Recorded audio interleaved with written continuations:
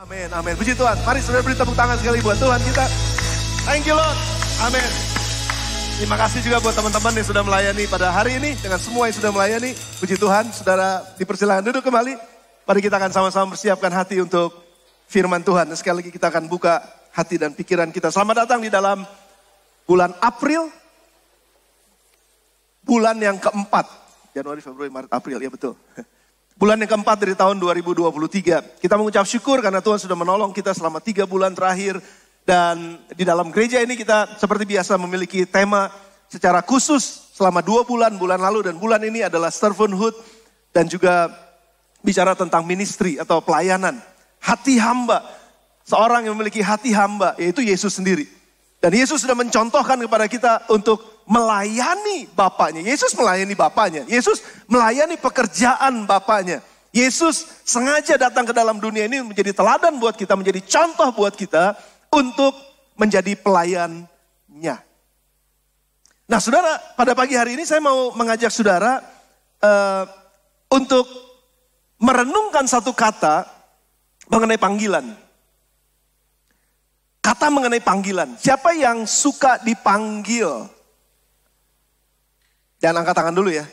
Karena ada 2 konotasi nih. Ada yang baik, ada yang enggak. Dipanggil untuk yang baik, dipanggil untuk yang enggak. Kalau saudara enggak lagi cari kerjaan. Saudara lagi ngelamar gitu ya. Kemana-mana ngelamar kerjaan.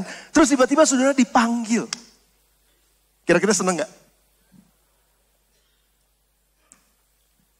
Oh masih dalam hadirat Tuhan nih kayaknya. Maksudnya masih mau menyembah rasanya saudara. Oke, kalau saudara dipanggil, saudara lagi cari kerjaan, terus tiba-tiba kantor di mana saudara melamar itu panggil saudara, telepon saudara. Kamu dapat panggilan kerja. Ayo kamu udah bisa mulai kerja. Atau kamu ketemu dulu sama direktur human capital nih. Dan kamu akan diwawancara. Kamu tapi dapat panggilan. Wah itu panggilan yang luar biasa. Itu panggilan yang sangat menyenangkan. Kalau saudara lagi ikutan dalam sebuah acara, biasanya kan suka ada door prize. Ini yang heran saudara ya, nama saya tuh gak pernah dapet loh, aneh. Kalau urusan-urusan door prize itu nama saya udah gak pernah keluar deh ya. Jadi gak pernah ngarepin nama saya dipanggil. Tapi mengharapkan satu saat sih, mengharapkan kapan sih dapet gitu. Wah, tapi itu kan ya gak tahu, sekali lagi dikocok ya saudara. Tapi begitu nama sudah dipanggil, wah dapet nih, walaupun cuma sekedar handuk. Tapi paling gak dapet gitu. Ya dapat nama saya dipanggil. Itu senang banget kan saudara ya. Jadi setiap kali nama kita dipanggil untuk sesuatu yang kita sedang harapkan, kita sedang nanti-nantikan. Atau kita sedang membutuhkan sesuatu lalu nama kita dipanggil dan kita dapatkan apa yang kita butuhkan. Itu kan sesuatu yang luar biasa. Panggilan itu menjadi begitu penting. Namun yang kedua saudara, ada panggilan juga yang gak enak. Kamu dipanggil tuh di kantor pajak. Itu kan langsung rasanya, kantor pajak, emang gue salah apa? Gitu kamu dipanggil tuh di kantor polisi gitu. Kamu tuh dipanggil, wah segala macam. Saya agak sedikit nggak nyaman juga ya ketika saya merasa gitu ya. Ketika ada satu staff di gereja itu, kalau ada temennya bilang, tuh dipanggil di kantornya pastor. Langsung, emang kenapa gitu ya saudara? Jadi seolah-olah kalau dipanggil oleh pastor tuh ada yang salah gitu. Seolah-olah kalau dipanggil sama seorang itu ada yang salah. Padahal dipanggil kantor polisi juga belum tentu salah kan saudara. Dipanggil kantor pajak juga belum tentu salah sebenarnya. Tapi konotasi jadi negatif gitu saudara. Nah cuman pertanyaannya sekarang adalah kalau saudara dan saya dipanggil Tuhan. Oh ada yang ketawa. Maksud ketawanya apa nih? Oh kemarin engkong saya dipanggil Tuhan. Maksudnya apa saudara? Langsung kan kita mikirnya dipanggil Tuhan. Wah mati nih. Siapa yang mau dipanggil Tuhan? Yanti mau, oke. Pak Hendra mau. Siapa yang mau dipanggil Tuhan? Rizal mau. Dipanggil Tuhannya apa? Cirima mau. Dipanggil Tuhan buat apa? Ya kita semuanya mau dipanggil Tuhan ke sorga tentu saja. Tapi gak mau sekarang. Kalau bisa kita tawar jangan sekarang. Tapi panggilan yang dimaksudkan pada hari ini adalah panggilan Tuhan secara spesifik dalam kehidupan kita. Masing-masing kita itu dipanggil oleh Tuhan. Dan setiap kita dipanggil oleh Tuhan. Dan saya mau katakan ini, semua orang dipanggil oleh Tuhan. Tapi yang menjadi masalahnya adalah, mau gak terima panggilan? Yang kedua, mau merespon nggak dari panggilan? Yang pertama, kalau ada, saya biasanya kalau handphone itu keluar panggilan, nomor gitu, saya pasti nggak angkat, saya tolak. Karena biasanya nggak ada hubungannya juga sama saya dan saya nggak mau terlalu disibukkan dengan hal-hal yang nggak terlalu penting. Jadi ya udah kalau dia penting pasti dia WA atau dia pasti SMS dulu misalnya. Ya kan kalau penting. Tapi kalau enggak ya nggak akan. Tapi kalau namanya ada, oh namanya saya kenal, pasti saya angkat. Jadi panggilan itu bisa kita terima, bisa kita tolak. Dan setiap panggilan yang diterima atau ditolak selalu ada konsekuensi. Demikian juga dengan panggilan Tuhan. Nah pagi ini saudara, saya mau menyampaikan pada saudara, judul khotbahnya adalah panggilan Tuhan. Paling tidak ada 3 panggilan Tuhan dalam kehidupan setiap orang. Ada 3 panggilan Tuhan yang saya mau saudara tanam dalam hati saudara baik-baik. Yang pertama nih saudara, yang pertama, panggilan Tuhan dalam kehidupan semua orang adalah panggilan untuk keluar dari kegelapan kepada terang. 1 Petrus pasal yang kedua ayat yang ke-9. Ayat yang sangat terkenal, tetapi kamulah bangsa yang terpilih, imamat yang rajani, bangsa yang kudus, umat kepunyaan Allah sendiri, supaya kamu memberitakan perbuatan-perbuatan yang besar dari Dia. Siapa Dia? Yang telah memanggil kamu keluar dari kegelapan kepada terangnya yang ajaib. Jadi dengan kata lain saudara, Tuhan memanggil kita dari kehidupan yang gelap untuk hidup dalam kehidupan terang. Sebelum kita percaya kepada Yesus, sebelum kita menjadi orang Kristen, sebelum kita hidup di dalam kebenaran, kita semua hidup dalam kegelapan. Dan saudara gak bisa tawar-tawar, enggak saya gak pernah hidup dalam kegelapan. Udah gak usah tawar-tawar karena firman Tuhan sendiri katakan bahwa semua orang telah berbuat dosa. Dan telah kehilangan kemuliaan Allah. Gak ada seorang pun, kalau kamu bilang bahwa kamu tidak berdosa, kamu menipu dirimu sendiri. Kita menipu diri kita sendiri, gua gak salah. Enggak, kita menipu diri kita sendiri. Karena selalu ada kesalahan yang kita buat. Yang kita sebenarnya udah jauh dari hadirat Tuhan. Nah saudara secara alamiah, ini secara naluri saudara ya, bahwa kegelapan itu menakutkan. Kegelapan itu tempat di mana kita tuh nggak bisa ngapa-ngapain, saudara kalau mati lampu gitu ya. Saudara ngerasa gak? Saya nggak tahu apakah saya merasa sendiri. Kalau mati lampu di rumah, gelap itu di rumah, apalagi kalau malam-malam, saudara ngerasa ngap gak? Mau ngapa-ngapain nggak bisa. Mau bikin ini salah, mau bikin itu salah. Aduh kayaknya, mau ngapain sini gitu. Dan seolah-olah kan sepertinya kita kayak, kok ngap amat ya gitu. Tapi begitu lampu nyala coba saudara, begitu lampu cas gitu. Semuanya langsung ngerasa, lega gitu saudara. Karena memang di dalam kegelapan itu selalu ada kesesakan. Makanya kalau kita hidup di dalam kegelapan, kecenderungannya itu kita membuat salah. Kecenderungannya itu kita berbuat salah. Kecenderungannya itu kita nggak bebas. Kecenderungannya kita tuh terkurung saudara. Seolah-olah kita nggak bisa lakukan apapun juga dengan merdeka, dengan bebas. Selalu diliputi oleh rasa takut. Selalu diliputi oleh rasa kayaknya khawatir. Kayaknya nggak yakin akan masa depan. Segala sesuatu saudara. Waktu Yesus menyembuhkan orang buta. Itu dia menyembuhkan beberapa kali orang buta. Ada beberapa orang buta yang disembuhkan Tuhan Yesus. Nah buta sendiri sebetulnya kan menjadi satu gambaran di mana orang nggak bisa lihat apa-apa. Ada begitu banyak orang hidup di dalam kegelapan yang nggak bisa lihat apa-apa. Bahkan sampai-sampai salah untuk pegang apa-apa. Salah memiliki apa-apa. Yang harusnya bukan miliknya, dia miliki karena salah. Karena dia nggak lihat. Yang harusnya bukan istrinya, dia ambil jadi istrinya. Itu gelap saudara. Yang harusnya dia masuk ke satu pintu rumah yang benar, dia masuk ke rumah yang salah. Harusnya dia masuk dalam pekerjaan yang benar, dia melakukan pekerjaan yang salah. Karena dia gelap, karena dia gak ngerti, karena dia hidup di dalam kegelapan. Nah saudara, orang yang hidup dalam kegelapan, itu pasti hidupnya ngerasa takut.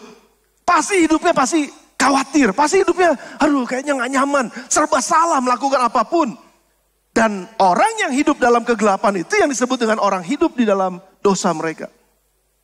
Dosa membuat manusia tersesat dan gak tahu jalan menuju tempat yang seharusnya.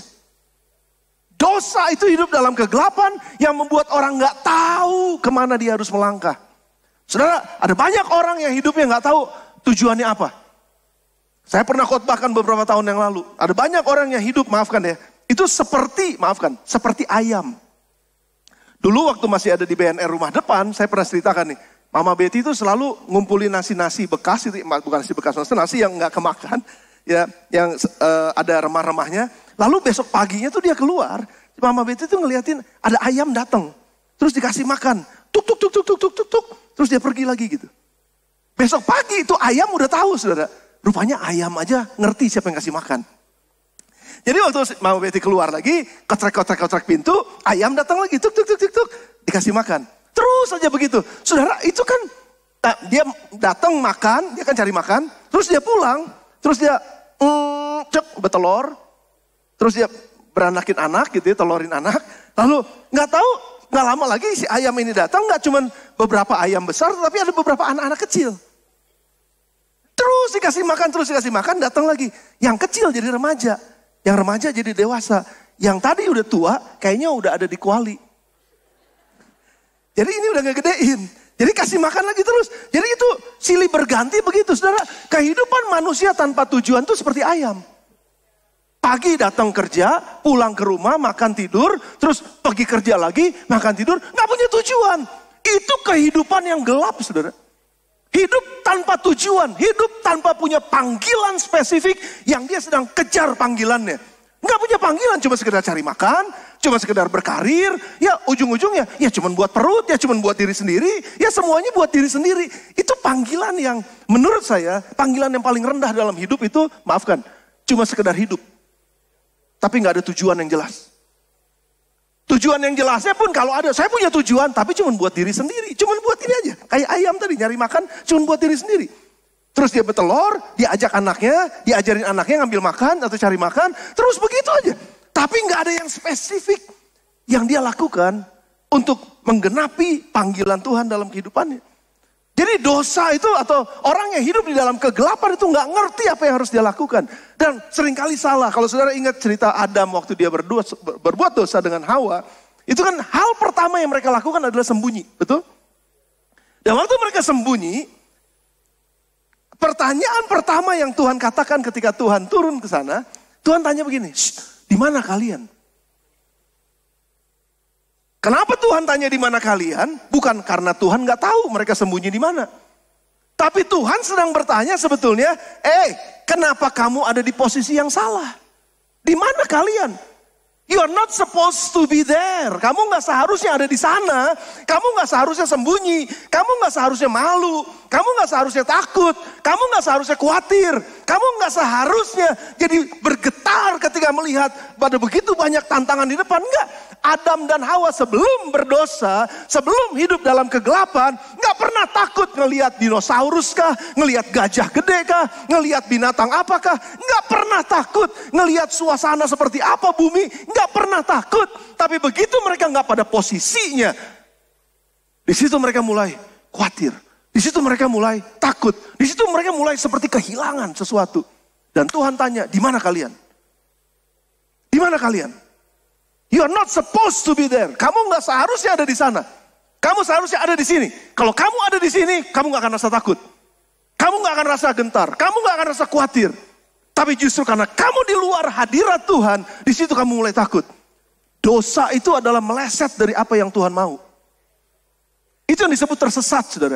Jadi sementara banyak orang dalam dunia ini yang sedang tersesat kehidupannya, yang tidak sedang dalam posisi yang benar di hadirat Allah. Dan itu yang membuat kehidupan mereka takut. Itu yang membuat kehidupan mereka jadi gentar. Itu yang membuat kehidupan mereka jadi kacau. Saudara bisa bayangkan, kalau orang yang udah mulai ngaco hidupnya, udah mulai takut kehidupannya, udah mulai khawatir. Saudara, bahkan menikah saja didasari oleh rasa takut. Takut jadi perjaka tua. Takut karena teman-teman udah nikah, saya harus nikah. Alasan yang salah, saudara. Kerja untuk sebuah rasa takut. Seharusnya menikah bukan karena rasa takut. Bekerja bukan karena rasa takut. Berusaha melayani bukan karena rasa takut. Tapi karena rasa cinta kepada Tuhan. Cinta kepada orang, mengasihi sesama. Harusnya dasarnya adalah kebenaran firman Tuhan. Tapi ada banyak orang di drive kehidupannya keluar dari tujuan Tuhan. Karena rasa takut tadi. Karena hidup dalam kegelapan. Nah, perintah Tuhan yang pertama adalah, aku panggil engkau keluar dari kegelapan. Panggilan Tuhan yang pertama adalah, aku panggil engkau keluar dari kegelapan, supaya engkau hidup dalam terang. Aku panggil engkau keluar dari kehidupan yang tanpa kebenaran. Sekarang engkau akan hidup dalam kebenaran. Itu langkah pertama, saudara. Jadi ada banyak orang-orang yang saat ini mungkin sedang mengalami ketakutan dalam hidupnya, mengalami ketidakmerdekaan dalam hidupnya, terikat dengan semua hal-hal yang membuat mereka jauh dari Tuhan, yang membuat hidup mereka malah jadi menuju kematian, bukan menuju kehidupan, tapi menuju kematian. Mereka nggak merdeka untuk mengatakan sesuatu, mereka nggak merdeka untuk mengerjakan sesuatu. Semuanya didasari oleh rasa takut, didasari oleh rasa khawatir. Saudara, hidup seperti ini nggak enak banget. Hidup dalam kegelapan tuh gak enak banget. Hidup dalam kebingungan, bimbang, takut, ragu, khawatir. Gak enak itu hidup dalam kegelapan. Panggilan Tuhan yang pertama pagi ini adalah, aku memanggil engkau keluar dari kegelapan kepada terang. Mau gak kamu terima panggilan itu? Mau gak kamu hidup dalam terangku? Mau gak engkau hidup dalam jalanku? Mau gak engkau hidup dalam rencanaku? Kalau di luar itu semua, hidupmu gak ada perencanaan, hidupmu gak ada tujuan, hidupmu gak jelas, dan arah tujuan hidup yang gak jelas, itu pasti gak dalam hadirat Tuhan. Pasti gak dalam tujuannya Tuhan, pasti ngaco hidupnya. Paulus katakan dalam Galatia 5 ayat yang ke-13, saudara-saudara, memang kamu telah dipanggil untuk merdeka. Katakan kepada teman sebelah saudara, kamu dipanggil merdeka, bukan untuk terikat. Nggak ada yang boleh mengikat saudara. Nggak ada yang boleh mengikat saya. Nggak ada yang boleh mengikat kita apapun juga. Termasuk harta dalam dunia ini nggak boleh mengikat kita. Kita mesti merdeka dari segala sesuatu. Bahkan makanan apapun nggak boleh mengikat kita. Siapa yang udah keterikatan dengan sesuatu? Saudara perlu dimerdekakan. Ada yang terikat dengan pikiran-pikiran negatif, saudara. Ada yang terikat dengan emosi-emosi yang gak bisa mengampuni. Jadi itu rasa dendam, rasa marah, itu mengikat seseorang, itu hidup dalam kegelapan. Tuhan mau kita merdeka dari itu semua. Come on. Kalau ada di antara saudara pada pagi hari ini, atau siapapun di antara kita, entah yang ada di rumah atau dimanapun saudara ada ikut ibadah ini. Kalau ada di antara kita yang sekarang sedang terikat oleh sesuatu, kebiasaan buruk, pikiran jorok, mungkin saya nggak tahu ya apa ya, terikat dengan makanan tertentu, terikat dengan kebiasaan-kebiasaan, apalagi terikat dengan dosa yang saudara nikmati, tapi sebenarnya saudara udah capek di sana. Tuhan mau lepasin kita semua. Tuhan mau memberikan kemerdekaan buat kita semua. Dan makanya kenapa dia panggil, supaya kamu hidup dalam terang. Keluar dari gelap, dia panggil kita masuk kepada terang yang ajaib. Itu panggilan Tuhan yang pertama, saudara. Menerima panggilan untuk keluar dari gelap kepada terang, itu adalah langkah kita yang pertama untuk sampai kepada tujuannya Tuhan. Sampai kepada apa yang menjadi rancangannya Tuhan dalam hidup kita. Terima panggilan keluar dari gelap kepada terang. Kalau ada di antara saudara pada pagi hari ini, sekali lagi saya mohon kepada saudara. Kalau ada di antara saudara yang sedang hidup dalam kegelapan, entah itu kuasa gelap apapun, apa aja itu. Saudara mau pasang ini, pasang itu supaya hidup saudara aman. Enggak, saudara ada dalam kegelapan. Saudara lagi diikat oleh pikiran-pikiran untuk memanipulasi segala macam. Itu kegelapan. Lepaskan itu semua. Karena Tuhan panggil kita untuk keluar dari kegelapan dan hidup dalam terang. Itu yang dia mau, saudara. Langkah pertamanya keluar. Tapi jangan berhenti hanya keluar dari gelap kepada terang. Karena saudara, kalau saya dari tempat gelap nih, terus tiba-tiba saya masuk ke dalam tempat terang, apa yang terjadi? Saya butuh penyesuaian diri, betul?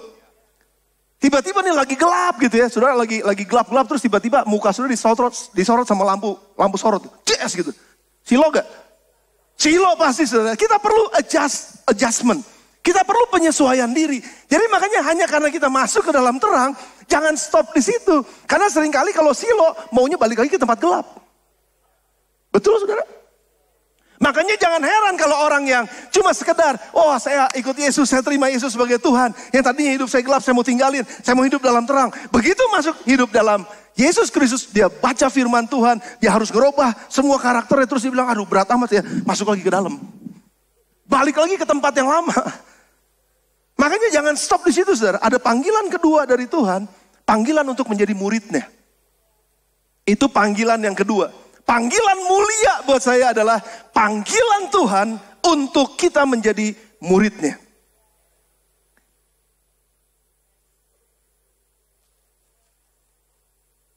Ada yang tepuk tangan ya tadi ya? Siapa yang tepuk tangan? Siapa yang mau jadi murid Kristus, katakan amin. Kita semua mau, saudara. Yesus panggil kita. Yesus panggil kita. Matius 4 ayat yang 19.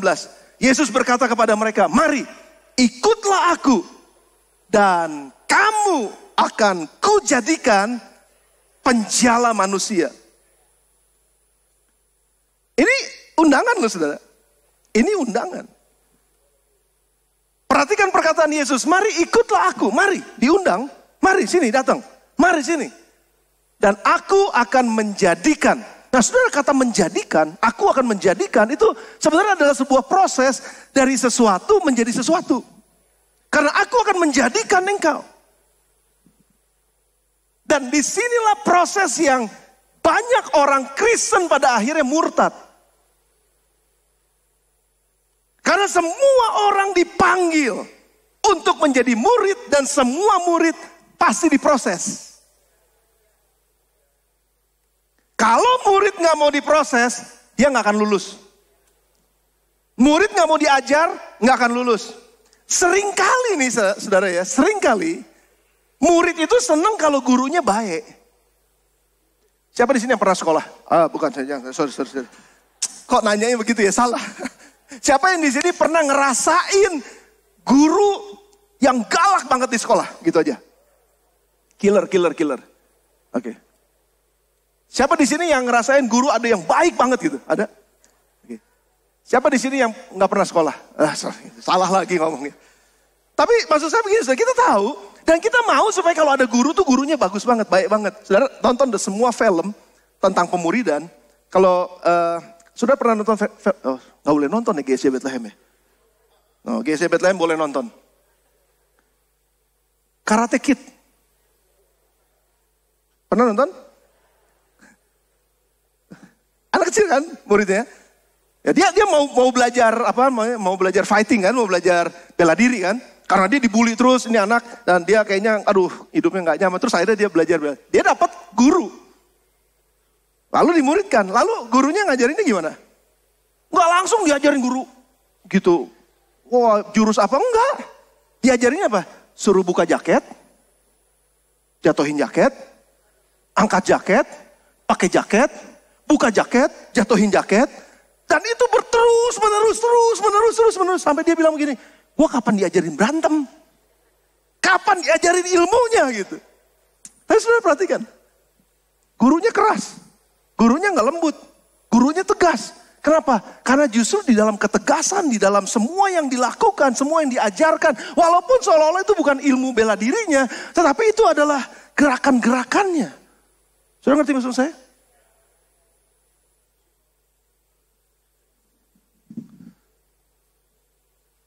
Banyak orang mau jadi murid tapi maunya gurunya lembek. Gurunya bilang, bangun jam 4. Aduh, guru saya galak nih, dia nggak tahu. Bisa rusak badan saya bangun jam 4. Akhirnya apa? Milih guru yang membolehkan. Bangun jam 4 boleh, jam 5 boleh, jam 6 boleh, terserah lu deh. Saudara kalau dapetin guru seperti itu, saudara nggak akan pernah berhasil jadi murid.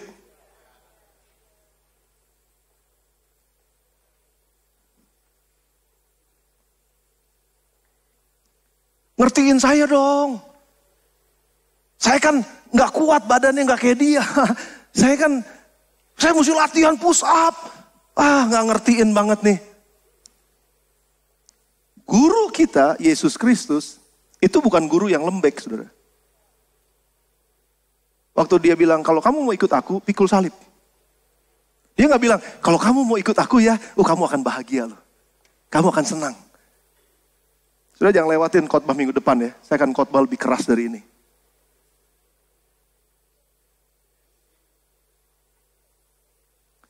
Karena udah terlalu lama orang Kristen tuh lembek. Makanya hidupnya gak jadi. Gak jadi murid maksudnya yang benar. Ada banyak orang Kristen ketika kerja, lalu atasannya bilang, deadline-nya tanggal segini. Nih orang gak nauin sama sekali, gue kan baru punya anak. Saudara, pimpinan saudara gak akan pernah mau tahu saudara mau punya anak, gak punya anak, saudara mau kawin, mau gak kawin. Kalau saudara kerja dan saudara memutuskan untuk bekerja, ikuti aturannya. Gak ada istilahnya, ngertiin gue dong. You have to adjust yourself. Kita harus adjust diri kita dengan standarnya Tuhan.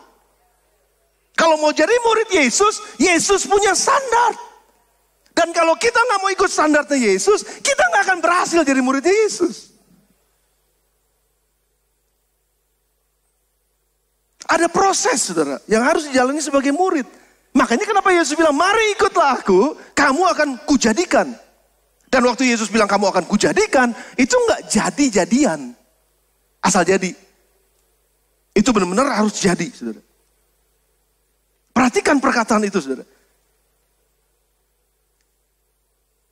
Menjadi seperti Kristus, itu adalah perubahan karakter yang dia akan lakukan dalam kehidupan kita. Nah, disinilah kita dibentuk menjadi lebih baik, saudara. Dibentuk menjadi lebih indah, dibentuk jadi lebih bernilai, dibentuk menjadi orang yang mengalami kehidupan yang diubahkan, karakter yang diubahkan. Kalau sedikit-sedikit aja ngambek, sedikit-sedikit marah, sedikit-sedikit kecewa, terus ya pada akhirnya Yesus sendiri katakan apa, saudara? Matius 22 ayat yang ke-14. Matius 22 ayat yang ke-14. Sebab banyak yang dipanggil, tapi sedikit yang dipilih. Oh ya. Karena banyak orang maunya santai. Jadi orang Kristen pokoknya yang penting berkat. Jadi orang Kristen yang penting, saya naik jabatan, saya promosi.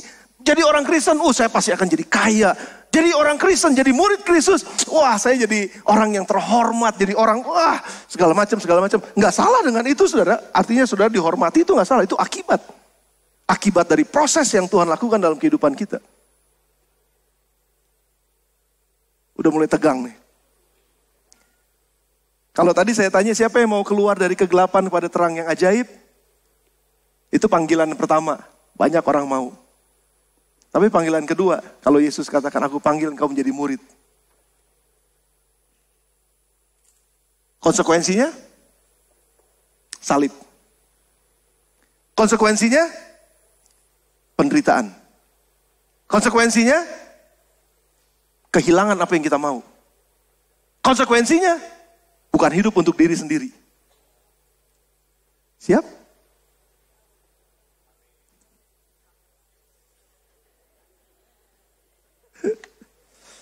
Makanya kenapa Yesus bilang banyak yang dipanggil untuk yang kedua ini, saudara. Banyak yang dipanggil, tapi sedikit yang dipilih.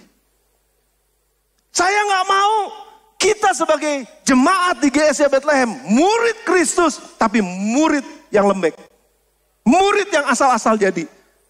Murid yang nggak tough, yang nggak kuat ketika menghadapi tantangan, langsung mundur. Ketika menghadapi sesuatu yang nggak sesuai dengan apa yang saya mau, marah langsung. Mempersalahkan pendeta, salahin ketua live, salahin korwilnya, salahin Tuhan bahkan, salahin orang tua, salahin anak, salahin semua orang. Karena gak sesuai dengan apa yang saya mau. No.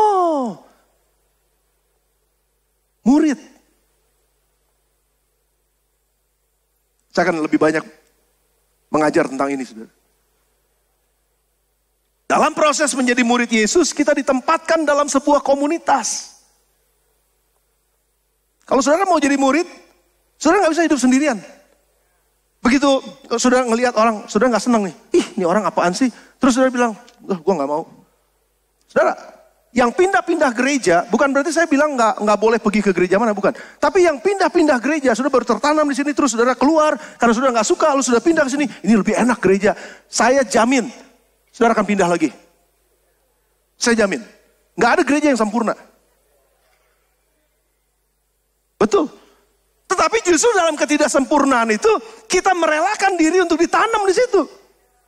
Karena ketika kita ditanam dalam sebuah komunitas, saudara, kita ditanam dalam sebuah keluarga yang kita nggak bisa pilih. Komunitas saudara mungkin bisa pilih ya. Tapi keluarga kita nggak bisa pilih. Saya nggak bisa pilih lahir dalam keluarga Ardania. Nggak bisa pilih. Baik buruk keluarga saya tertanam di situ. Dan saya harus dibentuk di situ. Saya harus berani untuk dimuridkan di situ. Takluk, taat kepada semua aturan yang dalam keluarga saya. Betul, saudara. Sama, dalam komunitas juga sama. Di komunitas ada gembala-gembala wilayah, ada ketua-ketua, ada korwil, koordinator wilayah, ada ketua-ketua life group, ada rekan ketua, ada orang tua rohani, ada orang-orang pemimpin yang dipercayakan. Mereka sempurna? Enggak. Gembala sidang sempurna? Enggak. Kalau saudara tahu saya lebih banyak, saya juga banyak kelemahanku sama dengan saudara. Sama, kita semua sama. Enggak ada yang sempurna. Tetapi ketika kita tertanam dan kita berkomitmen, saya mau dimuridkan Tuhan. Saya mau tertanam dalam komunitas ini. Di situ proses Tuhan mulai berjalan. Dan waktu proses itu berjalan, sakitnya gak enak. Keselnya iya. Tapi di situ saya belajar mengampuni. Di situ saya belajar untuk terbuka menerima orang apa adanya. Di situ saya belajar membesarkan pikiran dan hati saya untuk bisa menerima kelemahan-kelemahan orang lain. Kolose pasal yang ketiga ayat yang ke-15. Hendaklah damai sejahtera Kristus memerintah dalam hatimu. Karena untuk itulah kamu telah dipanggil menjadi satu tubuh dan bersyukurlah. Bersyukurlah saudara ada di GSC Bethlehem.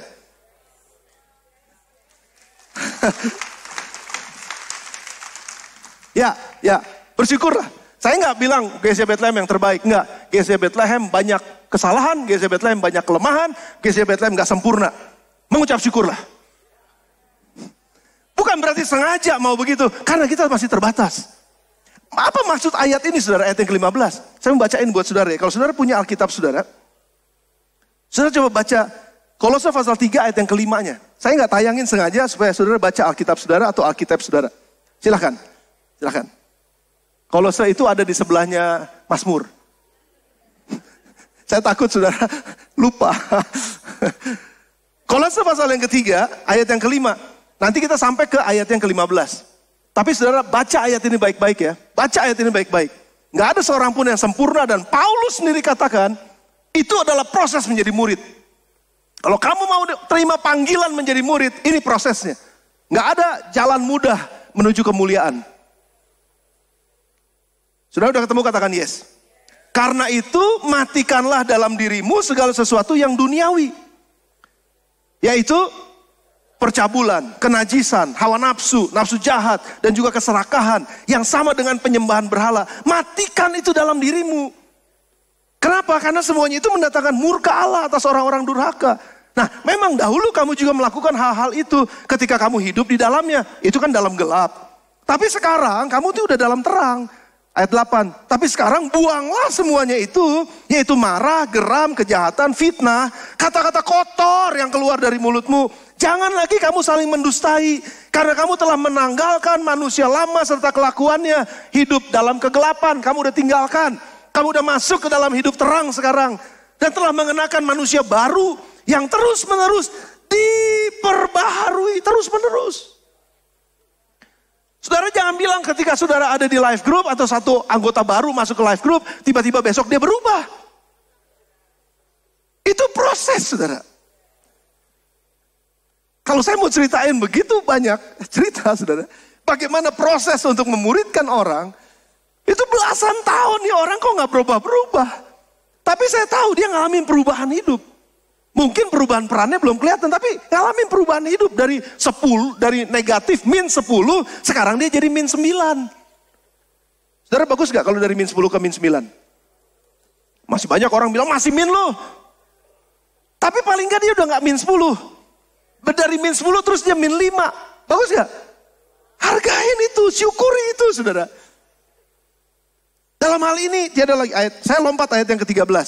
Sabarlah kamu seorang terhadap yang lain. Ampunilah seorang akan yang lain. Apabila yang seorang menaruh dendam terhadap yang lain, sama seperti Tuhan telah mengampuni kamu.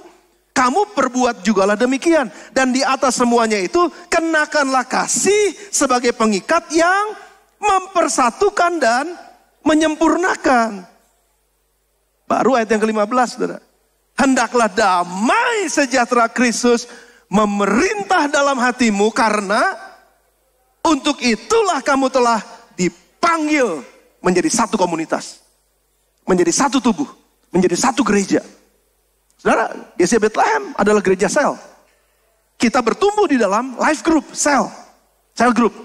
Jadi kalau saudara nggak tertanam di sana, kalau saudara nggak memberikan diri saudara ada di sana, itu dengan kata lain ya saudara, ya udah saya hidup, ya saya beribadah, ya saya ibadahnya hari Minggu gitu. Tapi saudara nggak akan mengalami apa yang disebut dengan pembentukan. Kalau sebagai murid Kristus, mungkin saudara bisa bilang, tapi saya dimuridkan di tempat lain. Ya nggak apa-apa juga di gereja saudara, tapi tertanam di situ. Jangan begitu sudah tertanam terus mulai diproses, saudara tarik diri dari situ. Karena saudara nggak sabar, karena saudara nggak bisa ngampunin, karena kita nggak bisa melakukan apa yang tadi Tuhan katakan. Jadi untuk itulah kamu telah dipanggil menjadi satu tubuh. Memang benar nggak nyaman saudara, hidup sama orang lain itu nggak nyaman. Tadinya saya hidup sendiri terus menikah. Itu kan tambahan orang kan. Ini kenapa jadi begini dia? Ini istri gue kayak begini nih.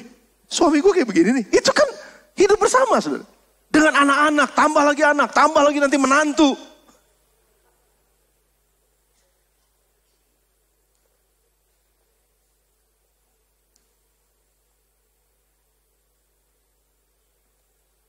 Semua orang dipanggil menjadi murid Kristus. Dan semua, gini saudara. Semua orang dipanggil menjadi murid Yesus. Saudara dan saya semua dipanggil menjadi murid Kristus. Artinya kita akan diproses sama. Semua orang Israel adalah umat pilihan Allah. Semua pengikut Kristus disebut hamba Tuhan. Karena semua orang yang dipanggil untuk melayani Tuhan. Oke? Jadi semua sama nih saudara. Semua kita disebut hamba Tuhan. Semua kita disebut umat Tuhan. Semua kita disebut orang yang dipanggil oleh Tuhan. Semua kita disebut murid Kristus. Nah, semua murid Kristus, perhatikan nih, melayani Tuhan sebagai umat pilihannya. Semua harus melayani Tuhan. Ada murid yang melayani sesuai dengan profesinya. Ada murid yang melayani sebagai pengusaha. Jadi kalau saudara pengusaha, saudara harus jadi pengusaha yang adalah murid Kristus. Jangan kalau di gereja aja murid Kristus. Tapi begitu usaha, murid setan. Oke saudara, jelas ya? Jadi dimanapun kita ada, kita murid Kristus. Saudara menjadi dokter. Dokter yang adalah murid Kristus. Saudara menjadi pengacara, saudara menjadi politikus. Saudara menjadi guru, saudara menjadi polisi, saudara menjadi tentara, saudara menjadi karyawan, saudara menjadi pedagang, saudara jadi apa aja sesuai dengan profesi saudara, kita semua adalah murid Kristus. Saya sebagai pendeta, murid Kristus. Ngomong-ngomong saudara, pendeta juga murid Kristus. Jadi saudara lihat kehidupan kami sebagai pendeta ya. Jadi kami ini terbuka buat saudara. Kalau hidup kami nggak benar, hidup kami sama dengan orang yang bukan murid Kristus di luar, walaupun kami pendeta, saudara berhak untuk katakan dia bukan murid Kristus. Saudara, AC-nya kurang dingin ya. Jadi haredang ya ini ya. Cukup haredang buat saudara? Sama juga sebetulnya.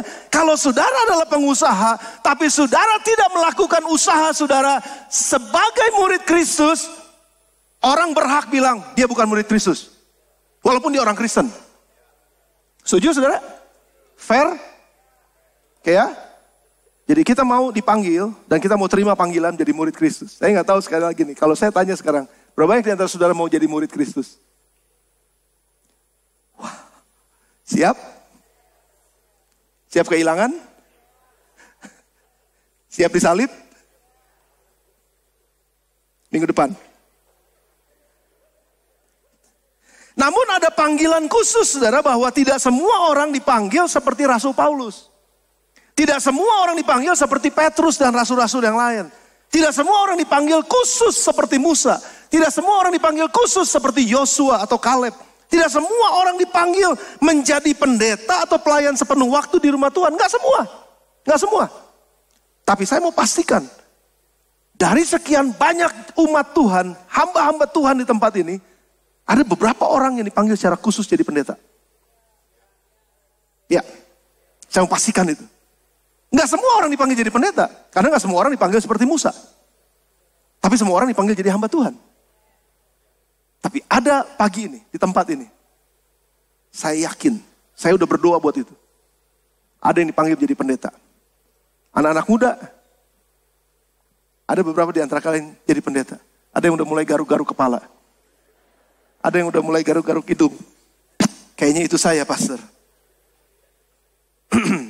Jadi hanya karena saudara pengusaha, terus bukan berarti bahwa saudara tuh gak perlu melayani sebagai pemberita Injil. Seperti Paulus, seperti Priscilla dan Aquila. Mereka adalah pengusaha, tapi mereka pengusaha yang betul-betul, saudara. Menjadi hamba Tuhan yang memberitakan pekerjaan Tuhan dan sekaligus melayani Tuhan. Hanya karena saya jadi dokter bukan berarti saya nggak bisa melayani sebagai seorang misionari. Siapa bilang, saudara? Ada banyak dokter jadi misionari. Ada banyak dokter menyerahkan profesinya untuk bekerja di ladang Tuhan sepenuh waktu. Memang dia nggak kerja di rumah sakit manapun, tapi dia bekerja sebagai dokter yang mendatangi daerah-daerah tertentu, yang membangun daerah tersebut di bidang kesehatan. Dan itu panggilan. Bagaimana dengan Lukas yang adalah dokter, mengiringi Paulus menginjil kemana-mana? Dia dokter, saudara. Saya tentara, jadi hanya karena saya tentara ya saya melayani tempat tugas saya aja. Nggak apa-apa, itu pelayanan saudara, betul. Tapi bukan berarti saudara tentara atau saudara polisi atau saudara pengabdi dalam masyarakat untuk negara ini, bukannya berarti saudara nggak bisa memberitakan Injil atau nggak harus. Itu tugas pendeta. Enggak, pemberitaan Injil adalah tugas kita semua. Iya. Bagaimana dengan Cornelius? Kepala pasukan Itali, orang kafir kalau menurut orang Yahudi, tapi dipenuhi oleh Roh Kudus dan pada akhirnya dia memberitakan Injil untuk bangsanya. Apapun profesi saudara, kita semua dipanggil menjadi murid Yesus untuk melayani Tuhan dan melayani sesama secara sengaja. Membawa orang, memuridkan orang, mengajar firman Tuhan menjadi panggilan kita di dalam masyarakat dimanapun Tuhan tempatkan kita. Yang terakhir saya mau tutup dengan ini. Saya masih ada waktu sedikit. Panggilan yang ketiga adalah panggilan keluar dari kefanaan kepada kekekalan. Fana artinya sementara, dapat hancur dan rusak, nggak tahan lama, nggak kekal, saudara. Nah, mari belajar dari Paulus, bagaimana dia hidup dalam panggilannya dan dia fokus untuk hidup dengan nilai kekekalan, bukan nilai yang fana tapi nilai kekekalan. Saudara perhatikan ini baik-baik. Saya tutup dengan ini. Filipi 3 ayat yang ke-13, saudara-saudara, aku sendiri tidak menganggap bahwa aku telah menangkapnya. Tetapi ini yang kulakukan, aku melupakan apa yang telah di belakangku dan mengarahkan diri kepada apa yang di hadapanku. Dan berlari-lari kepada tujuan untuk memperoleh hadiah, yaitu panggilan sorgawi dari Allah dalam Kristus Yesus. 1 Timotius 6 ayat yang ke-12. Apa panggilan sorgawinya Rasul Paulus dan kita semua? Bertandinglah dalam pertandingan iman yang benar dan rebutlah hidup yang kekal. Untuk itulah engkau telah dipanggil. Merebut kehidupan yang kekal. Bukan kehidupan yang fana. Bukan kehidupan yang sementara. Bukan hanya karir yang kita cari, tapi itu semua sementara. Tapi karir yang kita hidupi dalam kehidupan kita adalah untuk nilai kekekalan. Membawa orang, memuridkan orang, datang kepada Tuhan, percaya pada Yesus, diselamatkan dan dia punya hidup kekekalan. Karir saudara membawa saudara, bukan cuma sekedar hidup dalam hal yang fana, tapi lebih jauh daripada itu untuk melihat nilai kekekalan. Saudara jadi guru, bukan cuma sekedar cari makan, bukan cuma sekedar kerja supaya digaji, tapi saudara jadi guru punya nilai kekekalan. Saudara rebut nilai kekekalan itu, di mana anak-anak yang saudara didik, anak-anak yang saudara ajar, mereka akan melihat teladan gurunya, mereka akan melihat ada pengetahuan, hikmat, wisdom yang luar biasa dari gurunya. Ada nilai-nilai hidup yang disampaikan, yang diajarkan, dan nilai-nilai hidup itu ditangkap oleh anak-anak, dan mereka hidup dalam kebenaran. Itu nilai kekekalan yang mereka bisa ajarkan nanti kepada keturunan mereka selanjutnya. Nilai kekekalan itu yang harus kita cari, saudara. Jangan stop hanya karena saya punya karir, saya punya uang banyak, saya dapat job yang bagus, wah semakin tinggi saya, tapi stop sampai di situ. Itu fana, saudara. Kita dipanggil untuk keluar dari dunia fana, masuk kepada dunia kekekalan. 2 Timotius 4 ayat yang ke-7 dan ayat yang ke-8. Ini akhir hidupnya Paulus, mengakhiri panggilannya dalam dunia ini. Aku telah mengakhiri pertandingan yang baik. Aku telah mencapai garis akhir dan aku telah memelihara iman. Sekarang telah tersedia bagiku mahkota kebenaran yang akan dikaruniakan kepadaku oleh Tuhan, hakim yang adil pada harinya. Tetapi bukan hanya kepadaku, melainkan juga kepada semua orang yang merindukan kedatangannya. Aku telah mengakhiri pertandingan yang baik. Pilih pertandingan hidup saudara. Jangan bertanding untuk hasil yang sementara, tapi untuk hasil yang kekal. Jangan bertanding, yaitu untuk membandingkan diri dengan orang lain. Bertanding, dia udah punya mobil, gue juga mesti punya mobil. Dia udah punya jodoh, gue juga mesti punya jodoh. Dia udah nikah, gue juga mesti nikah. Terus bertanding, itu pertandingan yang salah. Itu bukan pertandingan yang baik. Paulus mengakhiri pertandingan yang baik. Jangan pilih pertandingan saudara yang salah. Jangan bertanding dalam pertandingan yang salah. Berjuang, ini pertandingan salah nih saudara. Berjuang untuk menjadi kaya raya supaya dihormati dan dihargai orang. Gak salah menjadi kaya, gak salah dihormati, gak salah untuk dihargai. Tetapi kalau untuk mendapatkan itu semua dengan cara mengorbankan integritas, kebenaran, maka itu adalah pertandingan yang salah dan itu adalah hal yang fana. Hal yang bisa rusak.